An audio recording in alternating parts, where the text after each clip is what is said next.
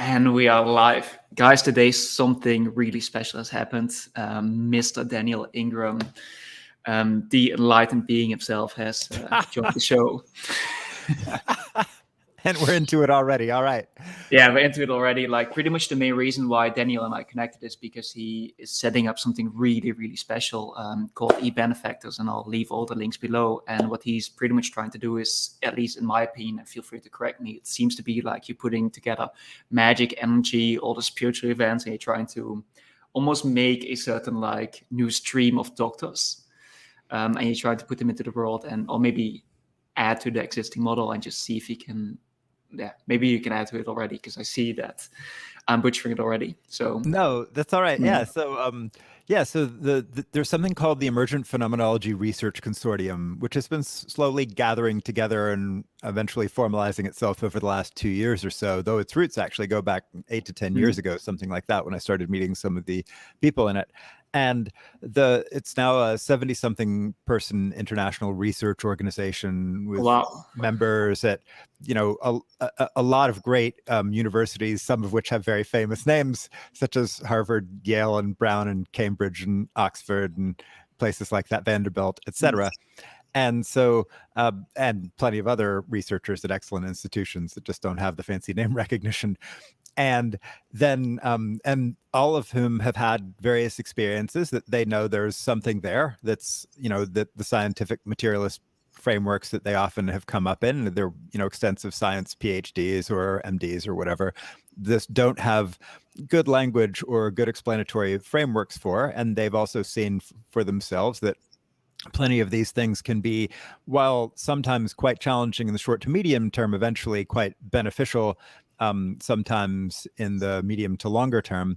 And that the current system that would give clinicians very few options that aren't just purely pathological, and very few management strategies that don't involve medications, that current system they feel it is suboptimal because they've seen something better for themselves. And so we've gotten together to try to do the work that will upgrade the understanding of my fellow clinicians, because I'm a retired emergency medicine physician. I worked for 12 years, mostly in large level 1 trauma centers, and got to do a lot of emergency psych, and got to see a lot of people in various forms of crisis, and very familiar with the sort of Western way of handling that and conceptualizing that.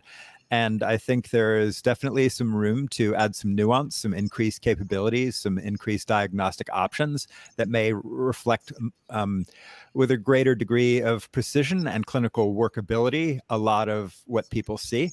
And so the EPRC is dedicated to not only upgrading those understandings for the clinical and medical world, but also for the public at large, just to have an ability from an ethical point of view to be able to discuss with good data the risks, benefits, and alternatives of, spiritual practices, of medications, of various frameworks for conceptualizing mental illness or mental wellness. And so that my colleagues who, doctors and other mental health professionals in particular, and neuroscientists, et cetera, can have a much more nuanced and rich and phenomenologically based, and hopefully neuroscientifically based, with pathways and both, neurological and biochemical, et cetera, that they can think about all of these things. And I think that these kinds of understandings are really going to help the fact that meditation is scaling, and yet we have a whole healthcare system that really has very little idea about the interesting things that have been reported for thousands of years to result from it, and a general public that often has very little idea of what can happen when people get into these sorts of things. And so what our hope is that we will do, a few decades of research with a few hundred researchers at least, and basically try to partner to find natural synergies with all of the players who are involved, healthcare industries, national health systems, religious traditions, both Orthodox and modern fusion, et cetera, indigenous, et cetera, and try to figure out where are the skillful places of overlap that we all can agree on. This thing adds value to care. This adds value to public understanding. This helps people just do better in the face of this whole world of concerns. So that's the goal of the EPRC. And then Emergence Benefactors is basically the charity to then support it, find the few $100 million we think it will take to do this over a few decades, and make sure that the public relations and the legal stuff and all of that are well taken care of if we possibly can. And so that's the charity that I'm now helping to work with, and I'm now acting CEO and board chair of. And so that's kind of the whole project. That was a long description, but hopefully that gives you a sense of it. I think it's incredible. I really think this is one of the only projects that really got me excited. And I was like, wow, I need to reach out to this guy, because he seems to, besides that I've been following you for a while, but this in particular seems to be so useful for the world, and really seems to be taking the whole medical field into an improved direction. So what are you mainly looking for, like funding, or mainly looking for ideas or other people to support you, or connections, or like what? Thanks for asking. Well, we're looking for a lot of things. So funding is definitely one of them. But we're also looking for the necessary political connections to be able to have the conversations to identify natural synergies, places where industries or major players may be able to recognize that they have real vested interest and benefit from an increased understanding of these issues. So the ability to even have those conversations and to facilitate those kinds of conversations is something we're very interested in. I'm also interested in finding enough researchers to be able to do this. I think it will take at least a few hundred. And currently we have around 75-ish. So we're getting there. But it will require epidemiologists that we don't have yet. It will require linguists that we don't have yet. It will require medical anthropologists to really understand the sociocultural issues of medicine and mental health traditions. It will require people with nuanced understandings of governments and the pharmaceutical industry and various religious traditions. It's going to require people with a lot of different fields of knowledge, because this is deep sociocultural change we're going for, and hopefully we can get all of the people that we need to be able to facilitate that at the global scale, because we hope to come up with things that scale just as well as Tehran, as in Rio, as in Shanghai, as in rural Alabama, where I currently sit talking to you, that we can all agree, okay, yeah, if someone's having this kind of symptomatology or this kind of presentation, that this is a reasonable differential diagnosis, that these are reasonable management strategies, both pharmacological and non-pharmacological. And that if people have questions about various practices, that we have some sense of what they reasonably lead to and predisposing factors for good and bad outcomes, and all of those kinds of things, just at a data level with good big science. Because most of these discussions at the level of orthodoxy and expert opinion and my way or your tribe or my religion or your religion or my experience or your experience. And while I understand why that's been the conversation, I think that there is some role for well done, thoughtful science in all of this. And so we're really hoping to facilitate all of that in a way that is as respectful as we can be of everybody's points of view, and takes them into account, and also helps them understand why sometimes a little bit of clinical compromise and linguistic compromise and those kinds of things may have its value. And what's interesting is then we all get to sort of become two people in some ways, because like for me, right, so I'm coming from a complex fusion of Theravada and other Zen traditions and some New Age spirituality and Western magic and all of this stuff, and I have my favorite maps and models and techniques and all that stuff, but all that is at the level of one dude's expert opinion, or some people would question expert, but that's okay. There's the controversial world, but one dude's opinion, regardless, that we can agree on, and that's not science. And so all of us who are in the EPRC have agreed to, as much as we're possibly able as humans, to leave our assumptions and traditions at the door and just see what the science shows and try to come up with something that can scale globally, even if that's not our favorite things. And so then we all get to sort of wear two hats. One is our hat in our personal lives as we talk with our friends or other meditators on our path or from our tradition or whatever, or people reacting to our traditions. And then the other one is the hat of the EPRC, which has a very, very different focus, aesthetic set of kind of a strict ontological agnosticism. A lot of us think we have ideas about what is or something. Well, maybe we get to let some of those go. A lot of us have ideas about our favorite language for things. We're going to have to let almost all of that go, and then see what actually works in some bigger way that is beyond our limited personalities or traditions or anything like that. And so that's the challenge for all of us who are engaged in this project, is figuring out how to not only transform the world, but to transform ourselves into the kind of people who can do that in a way that scales and is very, very culturally sensitive to a lot of other people's points of view. And so that's one of the other interesting challenges of the whole project. Seems like, yeah, it's a massive fucking thing. That's true. It's ridiculously big. Okay. So what is the easiest way to people to contact you before we go into the whole spiritual realms, enlightenment, meditation, all the other realms? But like, what's the easiest way for people to contact you? Because we have quite a few influential people in this whole community. So great. So info@ebenefactors.org is the email address, or Dr. Daniel M. Ingram at Gmail if you just want to reach out to me as a person and not through some formal the formal organization. Or if you're interested in the EPRC, info@theeprc.org. So those would be the 3 email addresses, depending on your interest. And we're looking for people in industry to talk with. A lot of people who we've spoken with in the business communities have sort of been VCs or angel investors or people who are trying to figure out how to monetize, understandably, right, various products that may have public value, hopefully, and help people.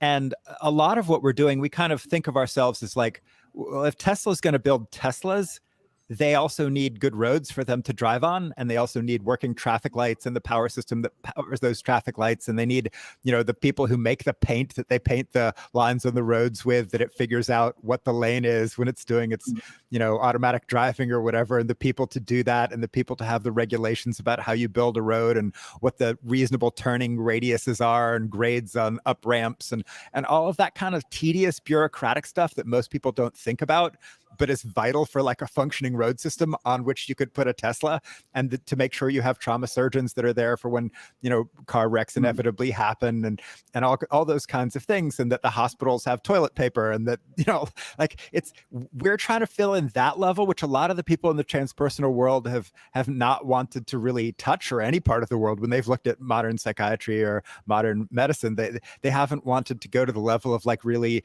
thinking about the billing codes and the fine language and textbooks and board certification criteria and the prospectively done clinical trials that will demonstrate, hopefully this method is better than that method. And now we know this, and we know how much better, and the reasons you should use this method versus that method or whatever. And those kinds of tedious things most people have not wanted to do, but that's kind of where we step in and go, no, that's actually a lot of what we want to do.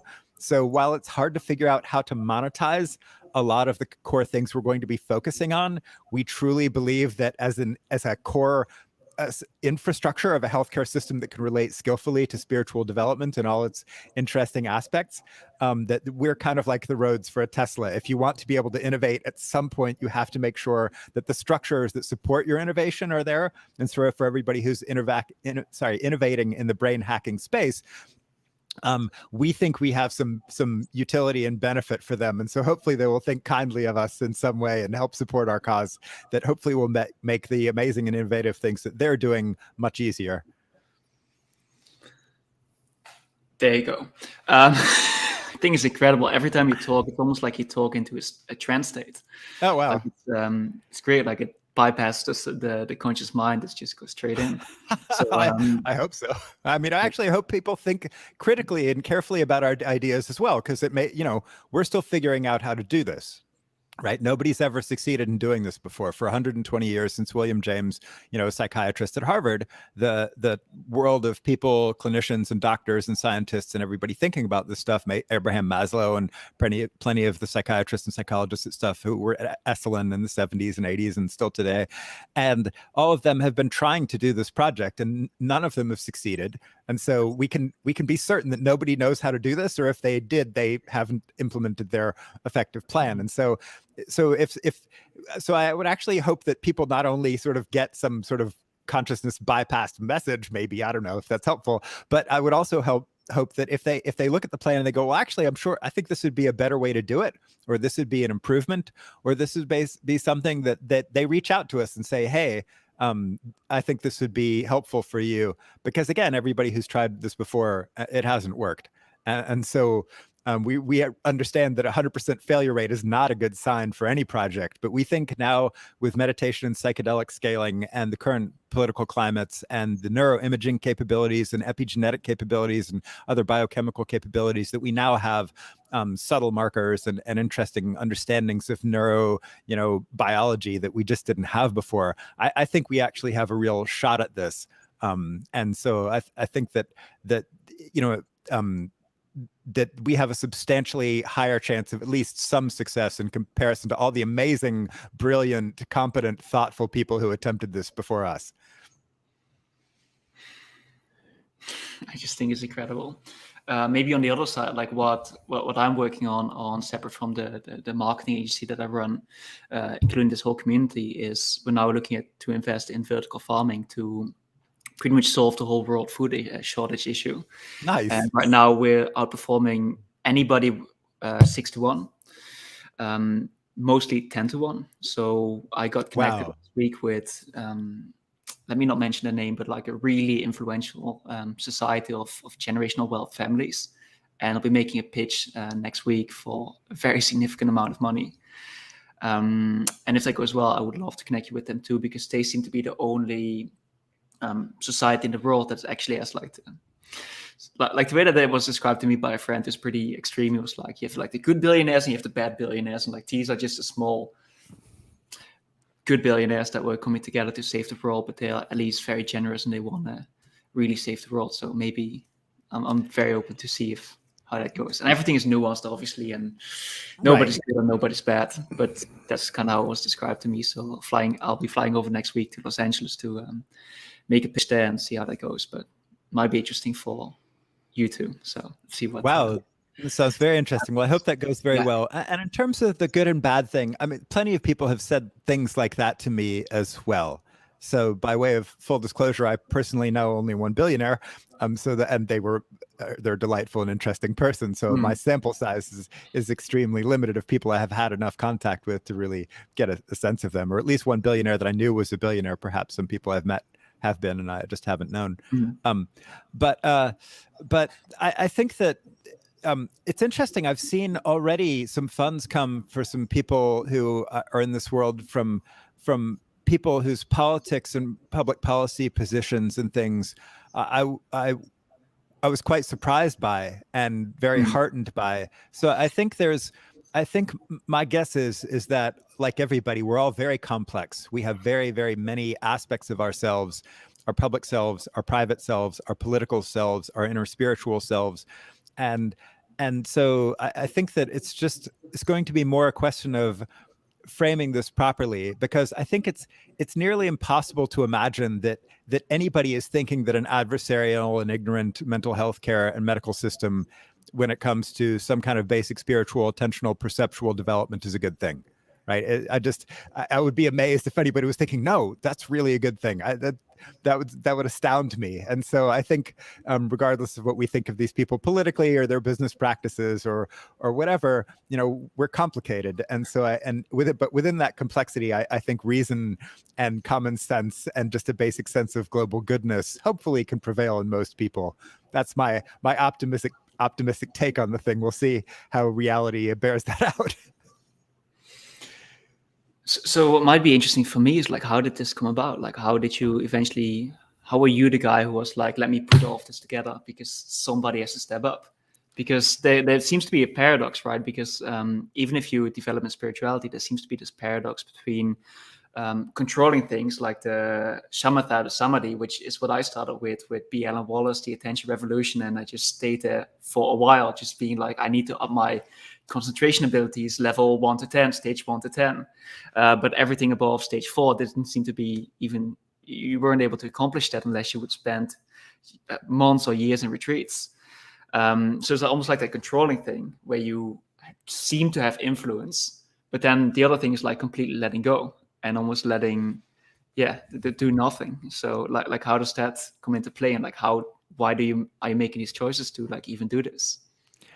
Well, you've raised a number of complex issues, actually, like a whole bunch in a single thing. So I'm going to go back to the simple initial question, which is, why am I doing this? So I've been having weird meditative experiences since I was a kid that I thought were weird. I was growing up in suburban.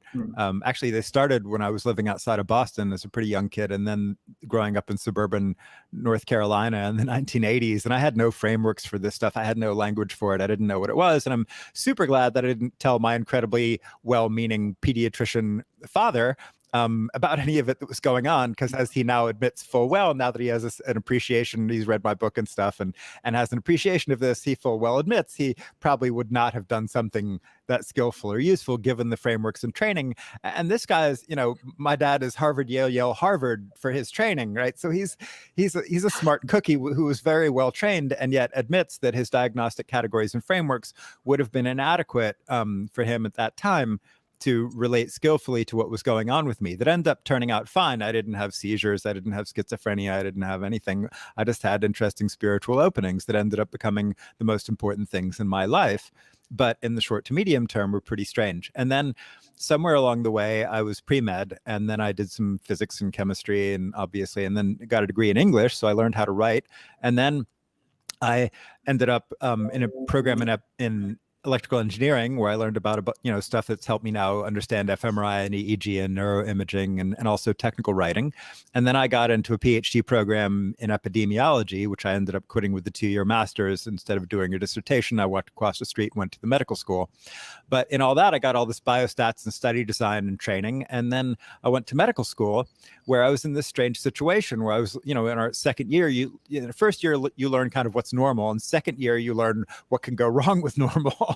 Or you start learning it anyway. And we had a whole mental health psychiatry section where they start putting up the criteria for psychosis and bipolar and all of these things. And there was a small group of us that had spiritual experiences, been on retreats, through other modalities. And we were looking at that going, wait a second. There's a problem here, right? Because all of us at one point in our lives would have been diagnosable with various things, and yet somehow we were all actually hyper-functional people in the top third of our class in a second tier or 5-tier medical school. Right. And we did fine. We were fine clinicians. We had great lives and relationships and jobs, and we didn't have interference in love and work. We weren't, people might have thought we were a little strange if we told them some of the things that had gone on with us, or that we intentionally cultivated in our own lives and practices. But we were not functionally crazy, and yet we realized there were no diagnostic options for us other than things that were totally unsavory, and no management plans other than like medications, which we were pretty sure we didn't need. And so that paradox then became my life for 20-ish years.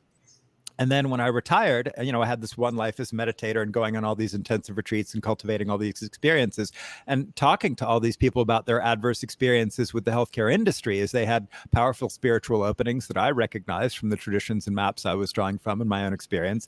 And yet, they sometimes run into the healthcare system where they were told them, you're broken, you're damaged, you will be on meds forever, you're permanently bipolar, etc. Not so cool, right? And these people would often go on to have great outcomes. So there are exceptions. And not the standard trajectory as you would have imagined based on the limited conceptual frameworks of modern medicine and psychiatry and mental health. And so eventually, once I retired a few years ago, and then I got invited to Cambridge by my MD PhD friend Julieta Galante in the Department of Psychiatry at Cambridge, as in like the UK Cambridge. She said, hey, let's try to figure out how to operationalize some research to get some functional clinical understanding of this into the world. And as soon as I went there, all these people started showing up out of the woodwork and going, hey, you're at Cambridge. What are you doing? That's interesting. And then before we knew it, we had this conversation going, because these were people at Harvard and again, MIT and Oxford and all these interesting universities, and eventually Yale and Brown and Vanderbilt, et cetera. And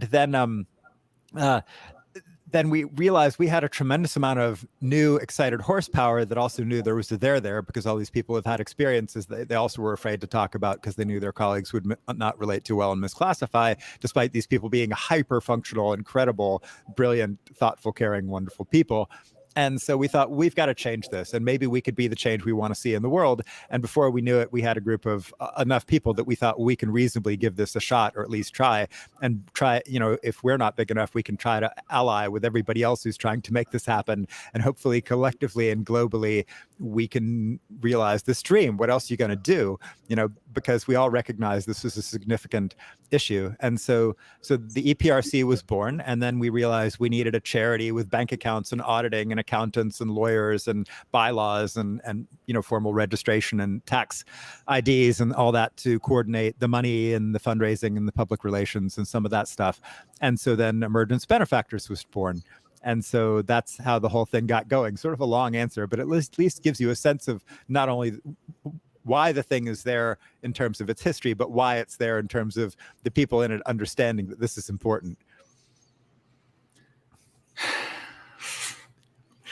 I also realized one of the things why I really enjoy listening to you is because I watch everything on 2xp, 2.2, 1.8, and you naturally talk very fast. So that's true. Very much enjoy that. Well, okay, good. Some people probably don't, but I really, really enjoy that. So. And do you want to talk some about your own interest in this? Because that's always really interesting to me to balance out the conversation. Like, where does the rubber meet the road for you personally, if you're willing to talk about some of that? Yeah, I can take you through like a part of my journey, because it seems I've been sharing this with as many people as I can, because it seems now so obvious, yet so it was like invisible to me before I even went into this, and I didn't even know where it would lead me to. So yeah, maybe like my background, as I said, was background. I don't really have that much meditation experience, but I started with B. Ella Wallace, like the attention revolution, like being able to, because I was big in controlling things, like control everything. Like, I need to do this. Here's my schedule. Like, do this until you die. So that was pretty much my whole mindset of figuring things out. So I did that for 1 to 2 years. I went through phases where I was like really in depth, like 1 to 3 hours a day. And then I stopped doing things because it seemed that there was like a glass ceiling that I couldn't break through. Otherwise, because the book pretty much told me I had to go on like retreats to get there, which now looking back doesn't completely seem to be accurate, or at least it could have been me misunderstanding the text. But it varies, actually. So there are people who can get into deep concentrative states off retreats, and it varies by phases of their life and all kinds of things. It's not a fixed thing, but it is also true that for a lot of people, retreats and the increased support of, and just the dose helps tremendously, particularly with some of the territory that B. Alan Wallace is interested, which is very, very deep jhanic states, right? So kind of both are true. It varies. Right. But yeah, there are also people on less concentration who can get all kinds of insight without having gone to those depths of concentration. Both are true. Yeah. So eventually I somehow got I think some video of Frank Yang came up. Well, I think he wasn't enlightened yet, but he just mentioned your name, and he mentioned Shinzen Young, and he mentioned Michael Taft, and he mentioned a few of the other names out there. And I was like, interesting. And somehow I started by clicking on the link, and that led me to your book, which I highly recommend reading. But it kind of blew my mind how you simplify things, because the whole Vipassana meditation and the whole non-dual meditation was, I didn't want to have anything of it. And then you kind of explain things into, I think it was one is compassion, one is like samadhi, concentration, focus, and one is the whole non-dual around the Vipassana. And then I was like, there seems to be something in this third category that I haven't even tapped into. So I started like figuring things out. And one of the first things that I went through, and I, by the way, have a little bit of a background in trauma release and helping people go through trauma. So I think I had a little bit of a head start there, because I didn't really have too much baggage or things that I didn't want to explore, or like Pandora's box that I had to open up. So I feel like I've gone through a few stages a lot faster, but I'm also very aware that I can be delusional and that I have no clue what I'm talking about. But anyway, like the first few steps that I went through was, initially it was like, so who am I really? Like really the self-inquiry, like who am I? Like, am I my am I my, or maybe I started with like am I what other people think of me? And the answer was like, no, because that keeps changing. It depends on the person. That can't be me. And then I went to like, what am I then my subconscious thoughts? Like, am I my thoughts that just like randomly pop up into my mind? And I was like, no, because that depends on Whatever, if I watch a horror movie, like I probably have more negative thoughts. So they keep changing, they're fluid. That can't be me also. And then I went to, okay, I was like, okay, I got it. Like I am this person now, like touching the camera, or like I'm this like conscious thinker. And then I was like, but wait a second, that voice isn't always there. Like it seems to be absent. It even seems to be moving. It seems to be dependent on emotion. Like what's going on with that? So it's like, okay, irrelevant. Can't be me then. Okay, so what's next? And then I was like, and this was with reading books, with like going in Michael Taft's like Discord channel, figuring things out. And then I was like, so the thing that seems to be always there, and a bunch of meditation in between, like 1 to 3 hours a day, it seemed like, the thing that always seems to be there is this like awareness, this like observer of like everything. Like it always seems to be, it must have been there since birth. And then I stayed there for a while. And then I was like, wait a second, that doesn't seem to be true also, because initially it was a visualization, a like imagination in my mind of like seeing like little stars and stuff like that I thought was like awareness, that I thought was always there. And that transitioned to like a feeling. And eventually also the voice that I thought was me in my head kept changing and moving around in my head, and it didn't seem solid. Like it seemed to be pretty much everywhere. And then that even led into me seeing like, oh wait, it seems, and I'm still not sure, but it seems to be an imagination, that it seems to be stuck in my head. And it even seems now to be, I would say, completely gone, or at least it hasn't come back yet. But this voice that kept moving in my head seemed to be an imagination, and seems to now just be kind of everywhere. And then from the awareness itself, like after a few of Michael Taft's meditations, it was like, wait, see if what's beyond the awareness. And maybe the strange thing about this is like it seems to become more and more of a blur about what I went through. So I really have to like think back about what actually happened. But what seems to have happened is then I almost saw through the awareness. It didn't become like it wasn't an imagination anymore. It was just this presence. I could just feel it. It was just all around me. And well, initially it actually went from my head to like around me, to like a bubble, to like the room, to like eventually like it seemed to be infinite, like no limits. And then from that point on, I went to, I think it was one of Michael's meditations that was like, see through it. There seems to be like an emptiness behind it. And then again, emptiness seemed to be fabricated by my mind. It seemed to be this imagination again, that I had to like act like it was. And then eventually just felt, again, it was the same, like it felt like this presence. And then I stayed in this emptiness thing for a while, and I was like, it's everything made me feel better, and everything seemed to feel like, I guess I was dying, like, but I wasn't really afraid of it. It felt really calm and natural. And eventually then the next question, the next question arose was like, and I know I had fears in between, and like some scary moments and some dark nights of the soul, which seem to be everywhere. Like even if you improve your health, like you will have a dark night of the soul, because your body's chemistry is changing, and now it will adapt, and will feel slightly worse first, and then will feel better. The same with relationships, the same with business.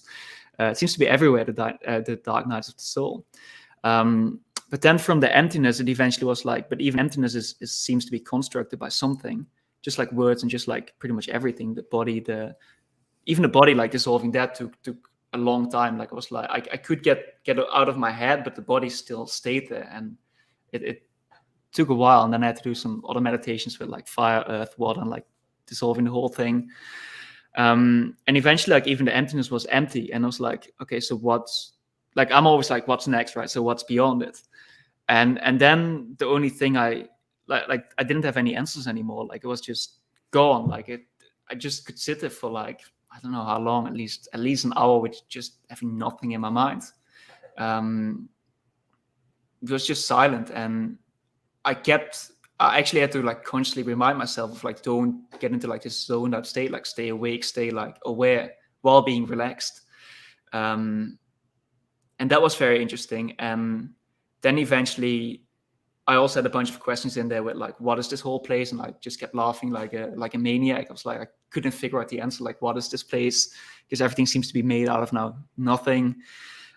Pretty much people saw me probably laughing like a maniac for like at least like 5 minutes at a time. I was like, the answer, I have no clue. I just do not know. And then eventually I realized, it seems to be that I've realized it, that the whole emptiness is the thing that creates, and this is what also corresponds with all the books, and like I think with what you're saying, like the whole emptiness that creates form. And then I stopped questioning things. I was like, it just seems to be this way, and that's kind of what I went through. But I didn't really go into any of the genres, any of those realms. Like I can see a few things when I close my eyes, but I never really explored them, because every time I was talking about it, I heard it was like, don't focus on that. Like just go straight to where you need to go. Don't be distracted by whatever, like demons or whatever pops into your mind, which happened a few times, like whatever, like demons or like dark devils or sexual fantasies or any of the, I don't know if it was imagination or specific realms I'm going to, or if I'm just like perceiving this to be the case. But every time I just tried to see through it. I didn't try to see it as real, because I just tried to like deconstruct the whole thing. Yeah, and now I'm more like at a stage where I'm okay with not really knowing, and it's just like seems to be the yeah. That's kind of it. So that was also one of my questions. I'm like, so what's next, or like what's after this? Like I don't really feel the need to do anything yet. Something is pushing me forward to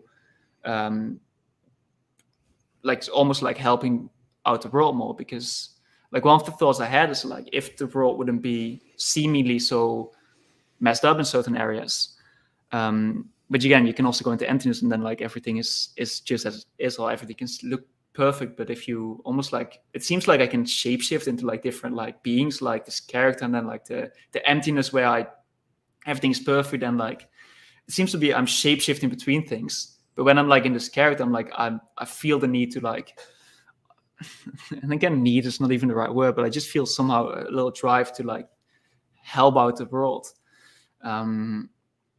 which is very interesting to me, because I feel like if other people would be doing this, I would be fine just sitting in a cave or just having friends and family around me and just like being.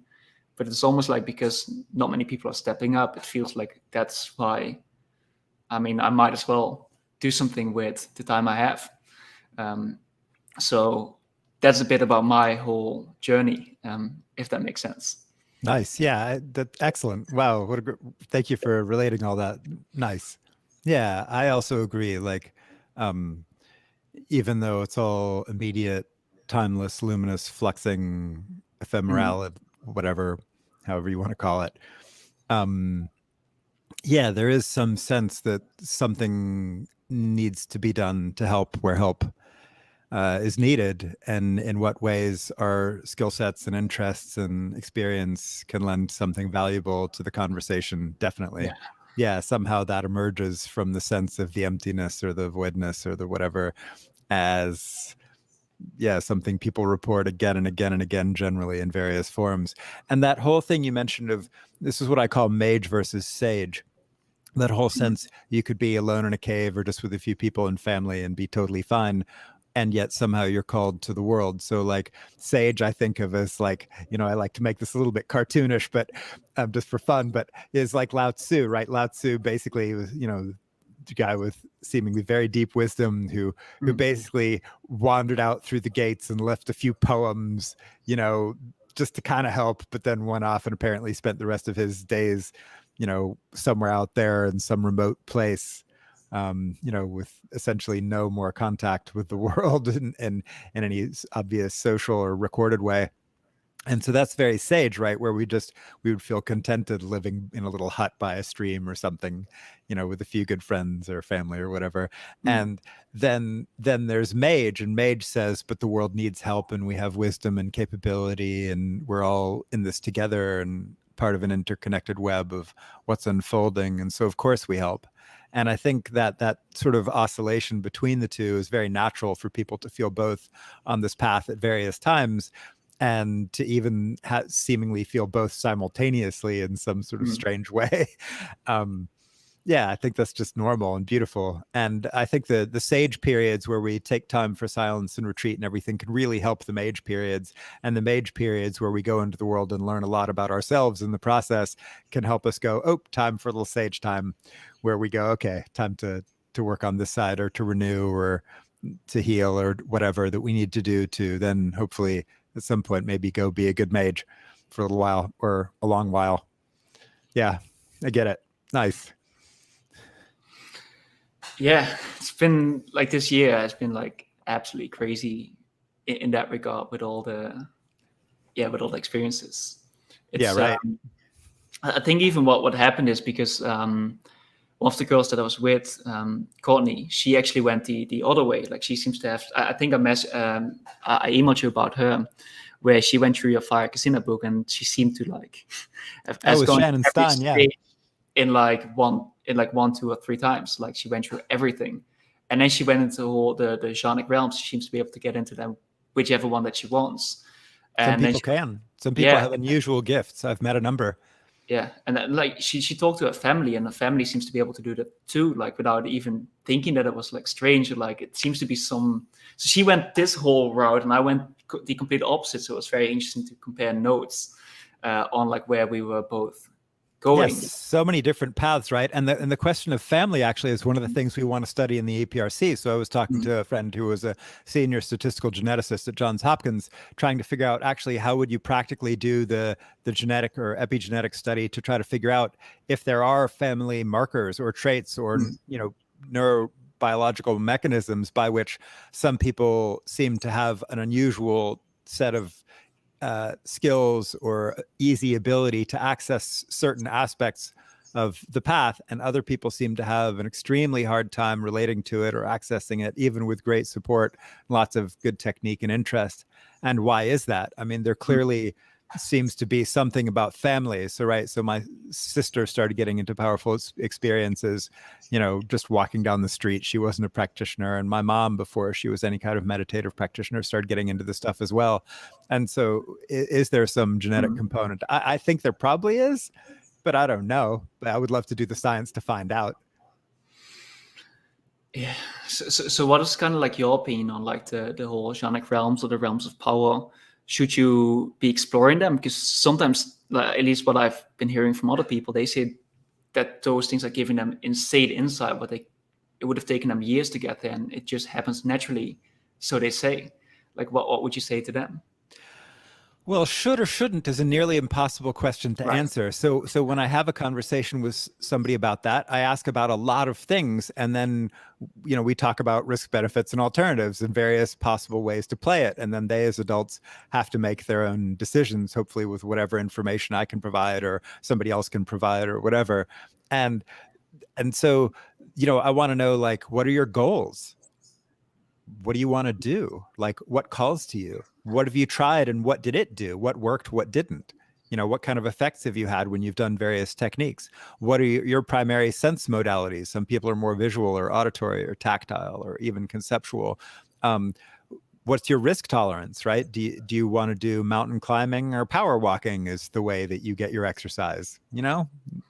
Kind of different. Do you see what I mean? Are you going to be running ultra marathons, or what are you going to be doing? A little bit of yin yoga or something, this, like, to use an exercise metaphor. And people are very, very different. And what are your resources? Do you have time for retreats? Do you have the money? Was your family okay with that? Do you have responsibilities? How's your physical health? How's your mental health? What kind of platform of stability and good behavior and good mental habits are you coming from to help support this kind of process? Are you more of a kind of an insighty person who can get jhanas more easily and just calm down?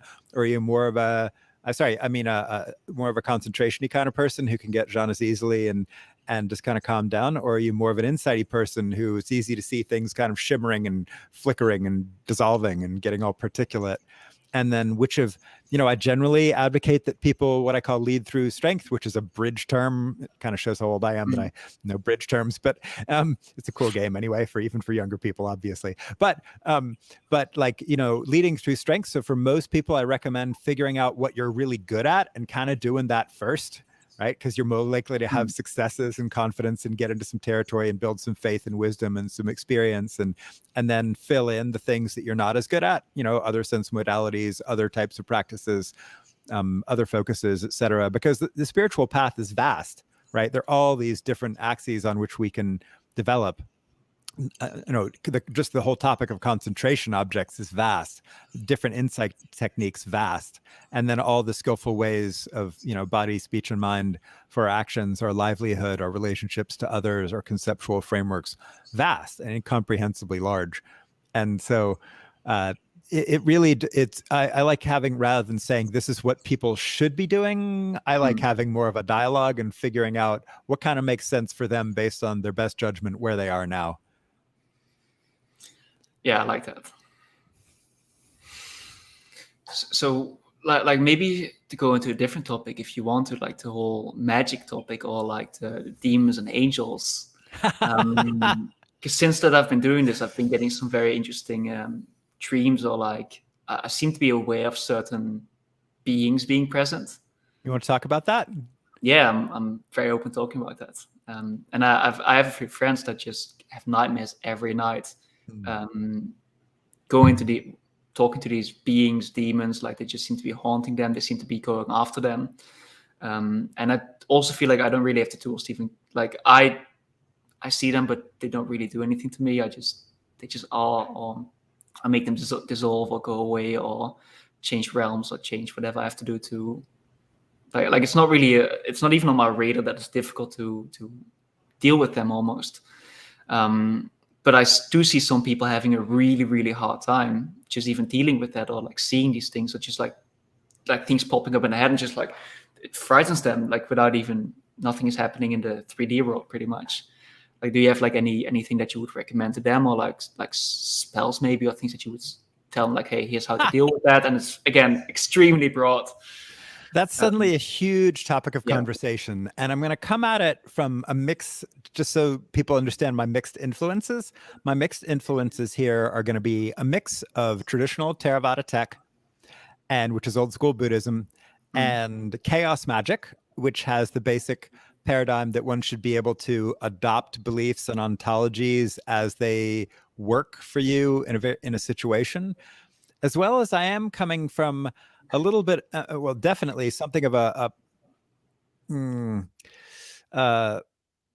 perennialist point of view that brings in a lot of influences from compassionate exorcism, from a Catholic mystical point of view, to New Age ways of conceptualizing these things, and other more traditional magical systems, including grimoire magic and all of that.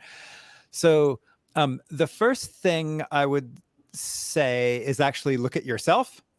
Like, look at yourself and try to get a sense of what is going on this side, right? Because it's easy to get fascinated with that side of such experiences, but also make sure you keep a sense, like expand out awareness broadly enough to like get a sense of this side. Keep one's wits about one, focus on good outcomes, focus on the setting in which one finds oneself, have the meta perspective to think about various ontologies. Is this thing real? Is this thing not real? Both could be helpful in very different ways. Thinking of an entity as real allows you to access it in more of a Jungian or archetypal or deep psychology or that kind of way, in a way that thinking of these things as unreal does not. But thinking of these things as unreal allows you to have a rationalist objectivity, or that's just a bunch of colors and sensations and a projection of my mind, and not anything I have to take seriously, except maybe do some psychological work.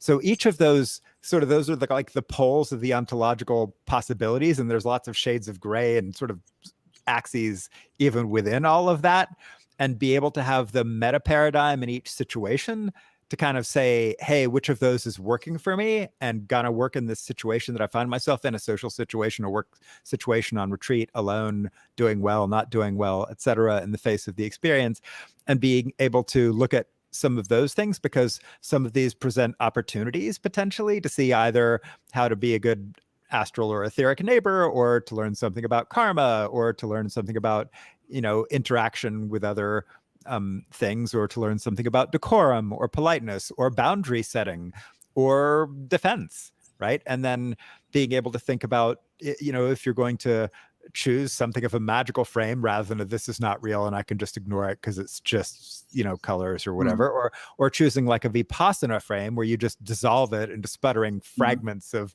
dissolved whatever, which also could be a totally reasonable frame to choose. If you choose a magical frame, then I tend to think a lot about karma and energies. Like, what kind of energy do you want to send out into the world? Like, if it's a demon, do they feed on fear? Then maybe you want to send it compassion and equanimity and kindness instead. That's what old school Buddhism tends to recommend. The first teachings of loving kindness that were given for some monks who had gone out into the jungle and were being harassed by some spirits there, and the Buddha said, well, go show them loving kindness, and they ended up becoming these protector spirits for the monks because they were so impressed at how kind they were and so amazed that they would send this to a harassing demon.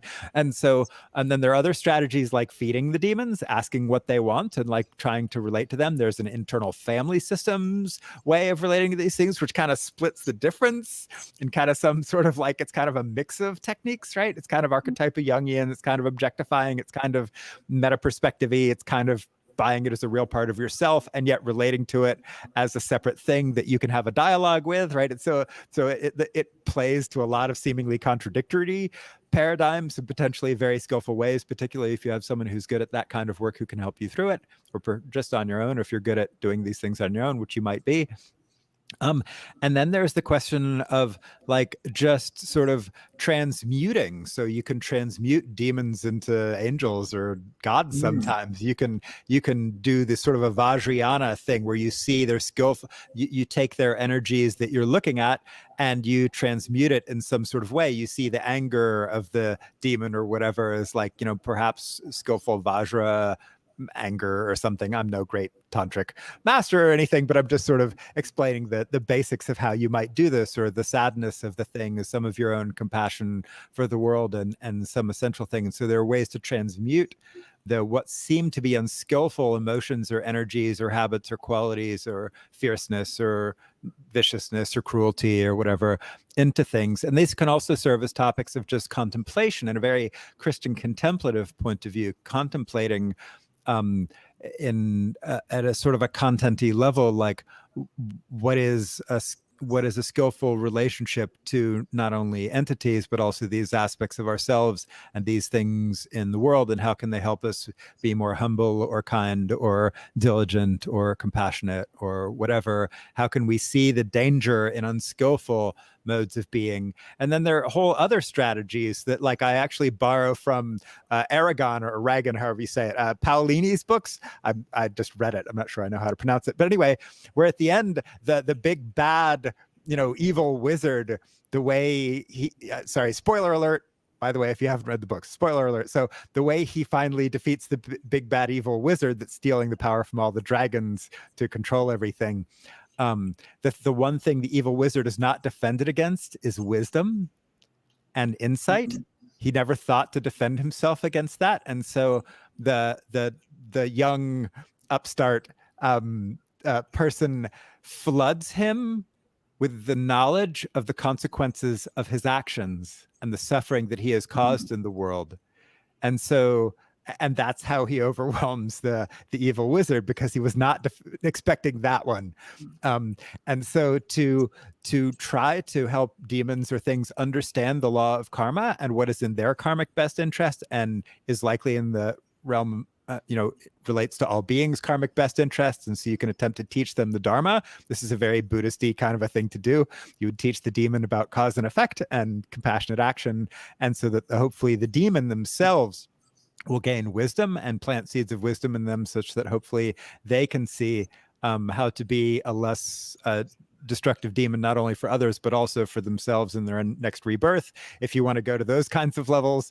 And then there's meds, right? So like if I've taken care of patients who are literally screaming in the corner of the padded room, utterly unable to implement any of the kinds of metacognitively sophisticated techniques I just described, and giving them a dose of whatever we gave them suddenly got them back into the realm of they can now relate to us in some way that is something other than screaming in the corner of the room, which obviously is seriously unhelpful for all concerned, right?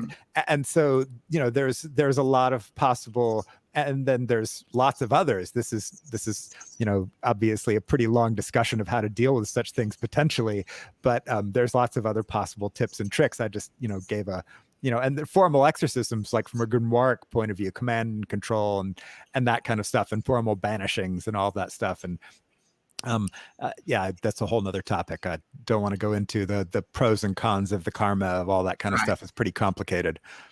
So anyway, yeah, was that helpful? Super helpful. Like, I feel like you have to slow it down, like just nitpick the words that you're saying and just Google them and then just like do your own research. Okay. And yeah, I feel like you'll spend the next year just searching, but yeah, very, very helpful.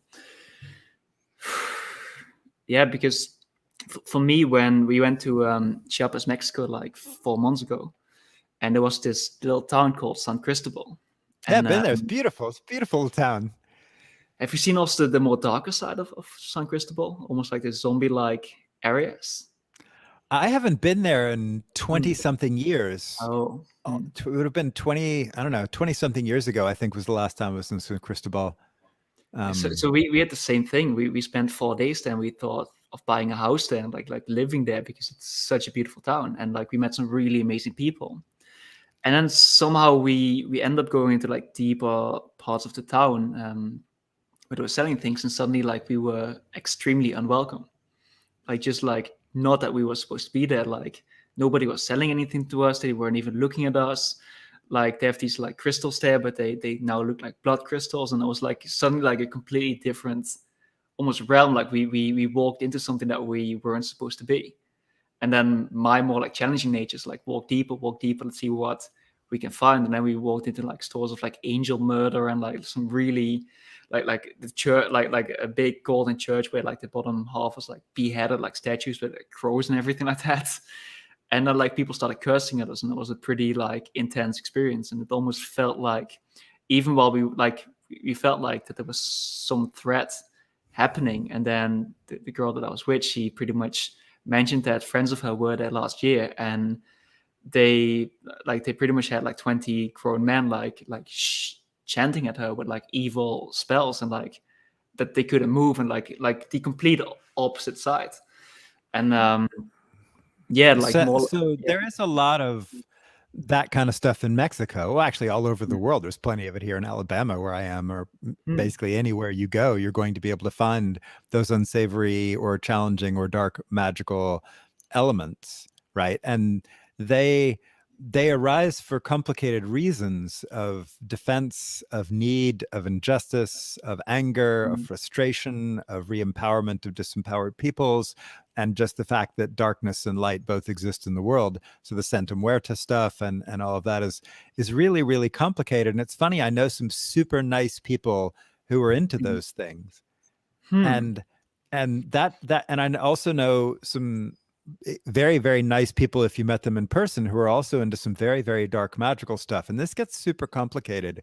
And that also could be an extremely long discussion, right? Socio-political, economic, shadow side, Jungian, archetypal, lots of possible places that could go. But the dark side of all of us is real. To be able to tap into that and acknowledge the dark side of all of us is important. The forms in which we do that, obviously, we could disagree on. The reasons for people cursing people in a situation like that could be many, and looking at the socioeconomic, political, historical, colonial, etc. patterns there. There's probably some signal in that along multiple axes that would take some time to unpack.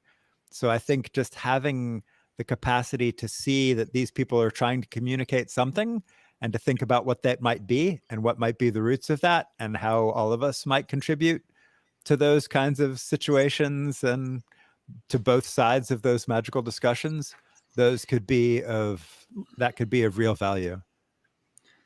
It seems to be a big thing, and that's not really spoken about. Like I have a few friends that were like, they put them on medication.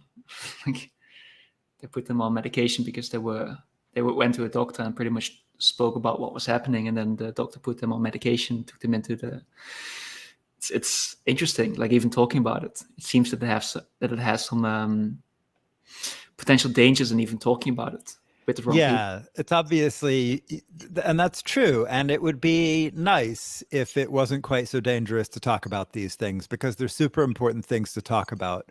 Yeah. And in those realms, you find, I think, some of the most important things we need to be talking about, because that shows, deep wounds, that shows deep trauma, that shows deep anger, that shows deep frustration, that shows a lot of things that really do need light brought to them. And the fact that they're made taboo or shut down or dismissed without some deeper investigation at a lot of levels of society and within ourselves is really unfortunate. I think Jung was right that each of these things, if we can't bring light to them, definitely create shadow sides. Yeah, and it's so easy to also like misused information that I just spoke about, like where you can just label me as like a crazy person, or you can now put me into the media and like media blast me, or have a specific person like just like that's out there to get you, just like Of nitpick at course. anything I just said. Like it's Oh, definitely. And yeah. my own stuff gets sort of very selectively read and parsed and then weaponized, and that's just what happens in this world, right? So this world will have people who do that, and the more fame you get, or public platforms you get, the more that's going to happen. And that's another unfortunate but just understandable aspect of being a public figure, or even knowing anybody, because it's just a matter of time before they will think something is wrong with you or ill of you, or something, because we all have our opinions and our blind spots. Yeah. Maybe to end with, because I know we both don't have that much time, would it be okay if I bring a guest in that can maybe ask 1 or 2 questions, and then Sure, that sounds great. Yeah. do you know who the guest is? The girl who finished the book in Oh, in one cool. time. So Fun. we'd love to bring her on, just see what she comes up with, and Yeah, we why can go not? from there. Please go ahead. Yeah, let's see if I can add her in there. There we go. There we go. Let's see if this works. Hey, good to meet you. Hi, Daniel. How's life? Life is good. Life is good. And sorry, my camera's a little bit off there, but hopefully you can still hear me okay. I was thrilled to hear that Colin was going to interview you, by the way, because I was about halfway through the Fire Casino book when I heard this, and the benefits that I was getting from it were just huge. So essentially, it's the experience of, is it Shannon Stein? Is her name? And she was doing the 25-day, her own 25-day Fire Casino retreat. And then she was interviewing you. I guess you were helping her through it, really. But yeah, it was just a friend helping her out, because I had done a bunch of this before, and she just wanted someone to be able to bounce the stuff off. And then I just said, if I say anything useful, just please write it down, something that you thought might help others. And then that eventually, and record your experiences as this happens. And then that eventually, became the book coming out of her adventures. Amazing. So I'm so glad you did that, because I've never come across any sort of resource anywhere like that. And to be able to see that, essentially, I was not very far, in my opinion, along the meditation process, or, whatever frameworks you're using or steps that you can go through. And then I read, as I was reading this book, I found that it was just such a roadmap for me.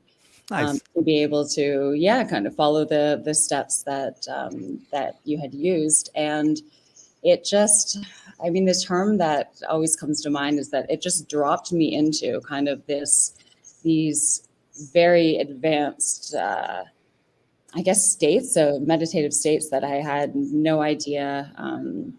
I certainly wouldn't have been able to get to them myself, I don't think. So it was invaluable in that way.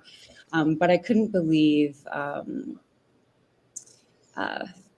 essentially, I couldn't believe what I was experiencing in one way. So just to give you an idea, before, when I was using meditation, it was more the basic kind of quiet your mind, knowing that your mind is a separate construct and that sort of thing. I recognize that.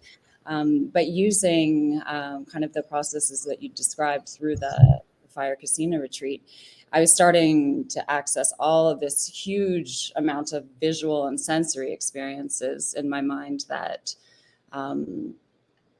it's funny, I'd say I'd never encountered before, but when I did, now that I'm able to get there, I recognized it as something that I feel I'd seen as a child as well. And it interested me when you mentioned earlier that you've had some of these experiences at a younger age. And I thought, oh, here, I know here. I've been here before, but I did not make any connection between that and meditation itself. So even with the guidebook, it really helped give me a framework. So thank you for that. Yeah, well, that's one of the things. I mean, Fire Casino is just so powerful. That's why I keep doing these retreats. And actually, we're dreaming of doing another one at some point. So trying to figure out how that happens in coronavirus to show people the there that is there, and to be able to help them see what might be possible within their own minds and what they can do. And just, yeah, that's why I keep doing them. They're just tremendously fun and amazing. That's exactly it. Just knowing that it's there, and that, there are others that are having these experiences, and it's not just something that, you can sometimes write it off as, oh, maybe that's just my imagination, or this is my own particular experience and it doesn't relate to anything else. But then to, start reading and hearing that others have the similar experiences, I find so powerful too. So I did want to ask you about that. Why is Fire Casino specifically, or Casino in general, do you find that you gravitate towards that because it is so powerful, or it is an easier way to access, or what's the background there? Well, the background is I was, studying mainstream Vipassana and meditation techniques, which almost always involve the breath or occasionally a mantra or something. And then I was reading in the old text some of these books back here,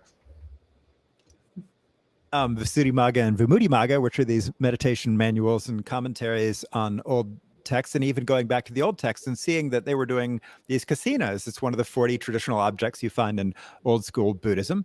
And I was like, well, why aren't these being taught? And when I look in the books, I noticed that, like, hey, wait, all the powers and deep jhanas and stuff, they generally talked about using kasina to access. And I was like, that's interesting. Then I started asking Bhante Gunaratana about this when I would go to Bhavana Society, which is this Sri Lankan monastery in West Virginia. And he had written a little bit about the kasinas in his book, The Jhanas, which was his PhD thesis. And he's a traditionally trained monk. And he was like, oh yeah, kasinas. And he would sometimes talk about them.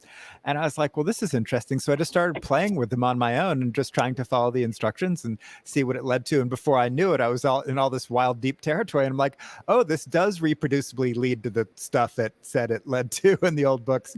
Wow, this is so cool. And then just started sharing it with others and noticing, wow, they were getting into the same territory or very similar territory and going through a very, very similar sequence of a progression. And now I've done 10 of these retreats-ish, and sometimes mixing in other things, and I've noticed, and with a whole bunch of people, and just noticed that at least the beginning phases are weirdly reproducible. People kind of start differentiating and going their own interesting places.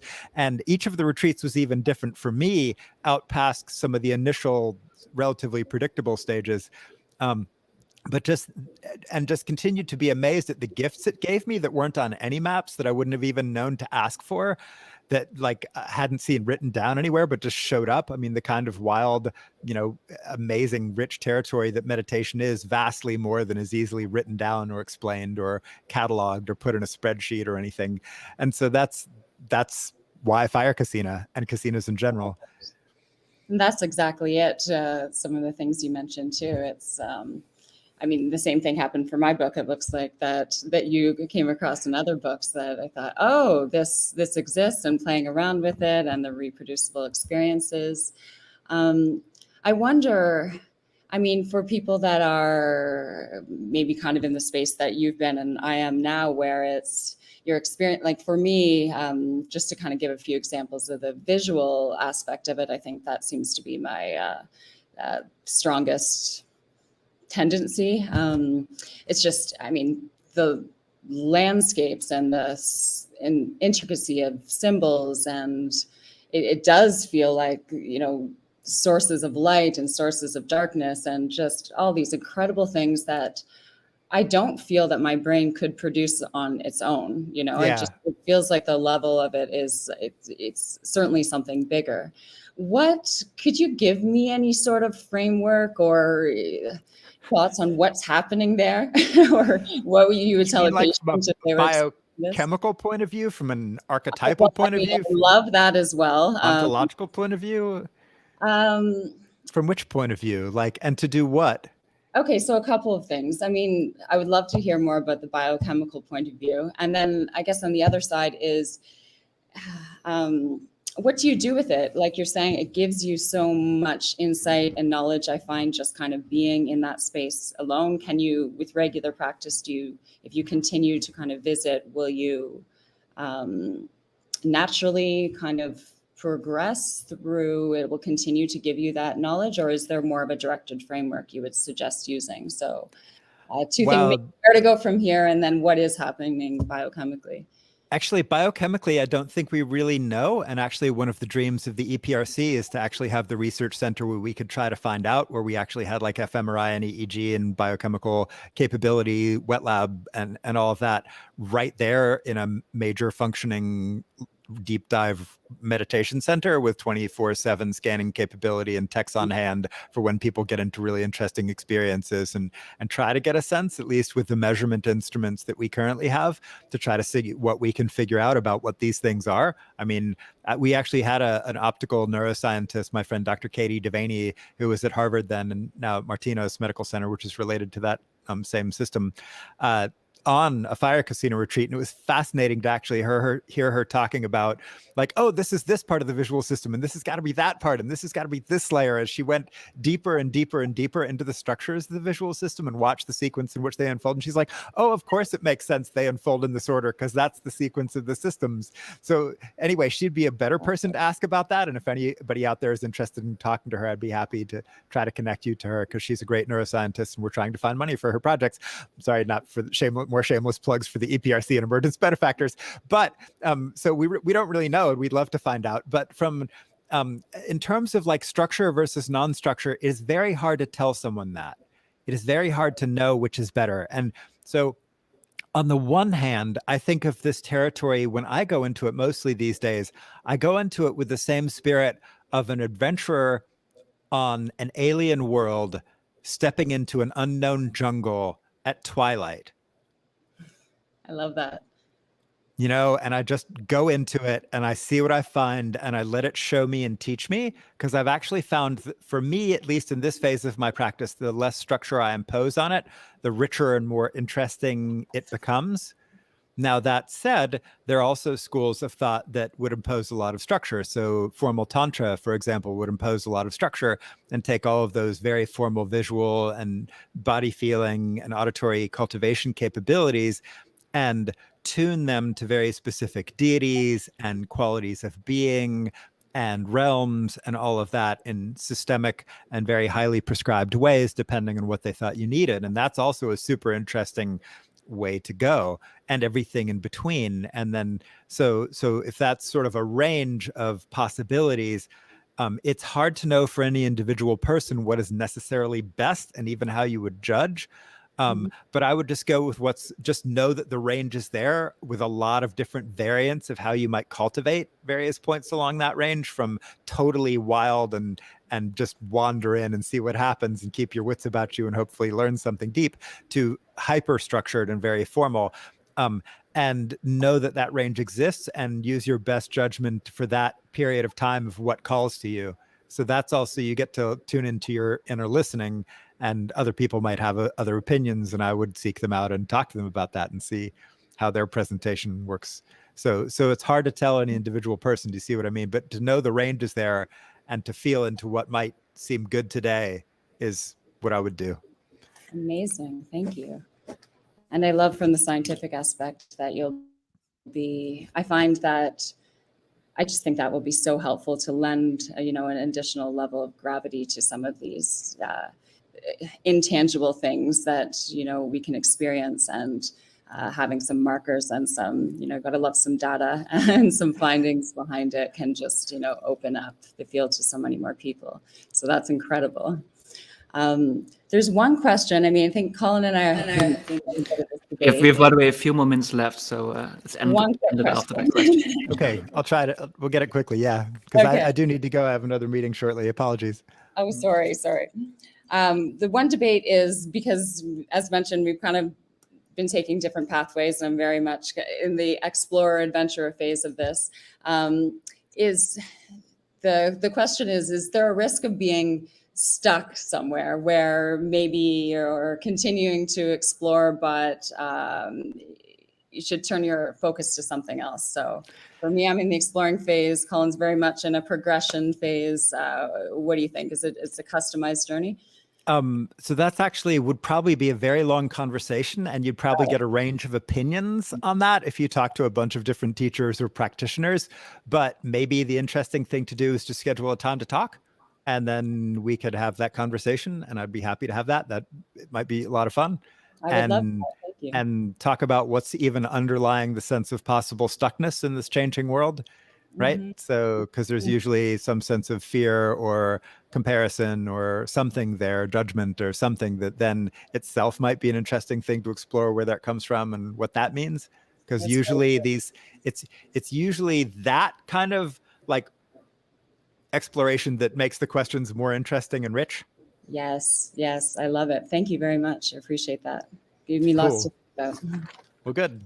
Let's end at this then. Daniel, thank you. Like really, thank you so much for doing this and for being you and for going out and being a sage or a mage, sage versus mage. I just thank you. Like really, really appreciate this. Like, yeah. All right. It's been delightful. Thank you so much. Yeah. And if any of you out there are interested in talking about this, do let me know. I'll be happy to, yeah. All right. Cool. Okay. Cool. Appreciate you. Thank you so much. And everybody, if you have any questions, let us know, and I'll connect you guys to Daniel. So thanks. Appreciate you. And I'll leave all the links to Daniel's charity and to everything he's doing down below so that you can connect with him and hopefully support him in his journey. So yeah, thank you very much.